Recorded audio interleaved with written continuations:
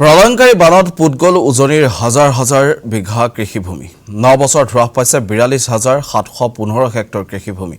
ৰাজ্যত বান খহনীয়া ঔদ্যোগিকৰণ যেন ফল ভুগিছে এতিয়া কৃষকে অসমত প্ৰতি বছৰে হ্ৰাস পাবলৈ ধৰিছে কৃষিভূমিৰ পৰিমাণ বানে ৰাজ্যত তছনছ কৰাৰ সময়তে প্ৰকাশ পাইছে এই উদ্বেগজনক তথ্য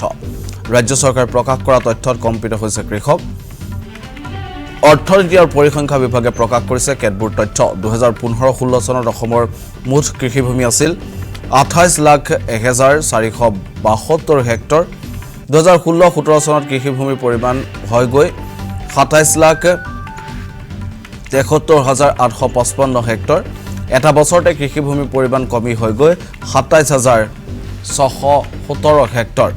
2024-25 বৰ্ষত কৃষিভূমিৰ পৰিমাণ হৈ গৈ 27,58,788 হেক্টৰ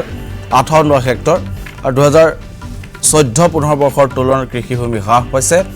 42,715 হেক্টৰলৈ